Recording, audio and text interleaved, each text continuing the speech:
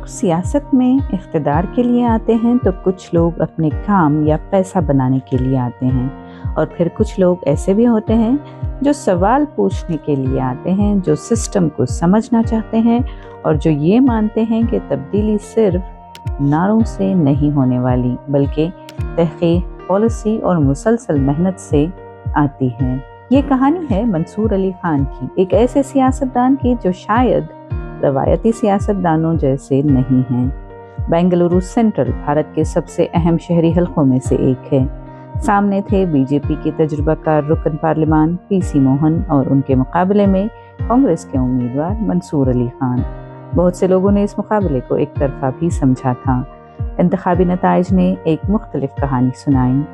کانگریس اور منصور علی خان کی ٹیم کا موقف تھا کہ اگر ووٹر لسٹوں اور انتخابی بدعنوانیاں نہ ہوئی ہوتیں تو بنگلورو سینٹرل کا نتیجہ مختلف ہو سکتا تھا۔ 54 سال کے منصور علی خان نے نظام سے سمجھوتا نہیں کیا۔ وہ ایک مختلف موڑ پر کھڑے تھے۔ بنگلورو سینٹرل میں ان کا مقابلہ 3 مرتبہ کے رکن پارلیمان پی سی موہن سے تھا۔ نتیجہ آیا، منصور ہار گئے۔ فرق تقریباً 32,000 ووٹوں کا تھا۔ کہانی شاید یہیں ختم ہو جانی چاہیے تھی، مگر اصل کہانی تو نتیجے کے بعد شروع ہوئی۔ کانگریس اور منصور کی ٹیم نے ووٹر لسٹوں، پولنگ پیٹرنز اور انتخابی اعداد و شمار کا تفصیلی مطالعہ کیا اور پھر ایک سوال اٹھایا: کیا واقعی ہر ووٹ اپنی منزل تک پہنچ رہا ہے؟ یہ وہ لمحہ تھا جب بنگلورو سینٹرل صرف ایک انتخابی حلقہ نہیں رہا، بلکہ قومی سطح پر انتخابی شفافیت کی بحث کا کیس اسٹڈی بن گیا۔ آج بھی اس سوال کا حتمی جواب موجود نہیں، لیکن ایک حقیقت ضرور ہے: منصور علی خان صرف شکست کے اعداد و شمار لے کر گھر نہیں گئے، وہ ایک قومی بحث چھوڑ گئے۔ سیاست کبھی سیدھی لکیر میں نہیں چلتی۔ جس شخص کو قانون ساز کونسل کی نشست آخری لمحے میں نہ مل سکی، جسے ایک مرتبہ راجیہ سبھا میں مطلوبہ عددی حمایت نہ مل سکی، جو لوک سبھا انتخاب میں ووٹ چوری کا شکار ہو گئے، آج وہی شخص راجیہ سبھا کے دروازے پر کھڑے ہیں۔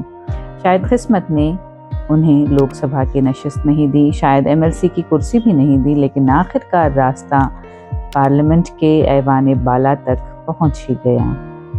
یہ صرف منصور علی خان کی کہانی نہیں، یہ ایک ایسی سیاسی وراثت کی اگلی قسط بھی ہے۔ ان کے والد کے رحمان خان 4 مرتبہ راجیہ سبھا کے رکن، سابق ڈپٹی چیئرمین راجیہ سبھا، اور وہ شخصیت جنہوں نے کرناٹک میں اقلیتوں کی سماجی اور معاشی صورتحال کا پہلا جامع سروے کروایا۔ اسی سروے کی بنیاد پر اقلیتوں کے لیے تعلیم اور سرکاری ملازمتوں میں 4% ریزرویشن متعارف ہوا۔ یہ صرف ایک پالیسی نہیں تھی، بلکہ ہزاروں خاندانوں کے لیے مواقع کے دروازے کھلنے کی کہانی تھی۔ آج کئی دہائیوں بعد اسی خاندان کا ایک اور فرد راجیہ سبھا پہنچ ہی گیا، لیکن سوال یہ نہیں کہ وہ اپنے والد کے وراثت کو آگے بڑھائیں گے یا نہیں، اصل سوال یہ ہے کہ کیا وہ اپنی الگ وراثت بنا پائیں گے۔ اور شاید منصور علی خان کے لیے اصل امتحان بھی اب شروع ہوا ہے۔ یہ ایک ایسے سفر کی کہانی ہے جو سیاست سے بھی بہت پہلے تعلیم سے شروع ہوا تھا۔ منصور علی خان نے تعلیم کے شعبے میں اپنی شناخت بنائی۔ Delhi public schools, school of India اور کئی دیگر تعلیمی اداروں کی ترقی اور انتظام میں ان کا بے حد اہم کردار رہا ہے۔ ان کے نزدیک اگر آپ ایک بچے کو بہتر تعلیم دیتے ہیں تو آپ صرف ایک زندگی نہیں بدلتے، بلکہ ایک پوری نسل کا راستہ بدل سکتے ہیں۔ ٹیکنالوجی، تنقیدی سوچ، لیڈرشپ اور شخصیت سازی، یہ وہ ستون ہیں جن پر وہ جدید تعلیم کی عمارت کھڑی دیکھنا چاہتے ہیں۔ گوا کے لیے کانگریس مبصر 2023، تلنگانہ کے انچارج AICC سیکرٹری، وہی تلنگانہ جہاں کانگریس نے 119 میں سے 64 نشستیں جیت کر تاریخ رقم کر دی تھی۔ 2014 میں ریاست کے قیام کے بعد پہلی بار اقتدار حاصل کیا۔ پھر آیا کیرلا، جہاں کانگریس کی قیادت والے UDF نے 140 میں سے 102 نشستیں جیت لیں، اور ملابار ریجن کی 48 میں سے 40 نشستیں کانگریس کے حصے میں آ گئیں۔ پارٹی قیادت نے ان نتائج کو محض اتفاق نہیں سمجھا، انہوں نے اس کے پیچھے کی محنت کو بھی دیکھا۔ سیاست اور تعلیم کے علاوہ منصور علی خان سماجی خدمات میں بھی سرگرم رہے ہیں۔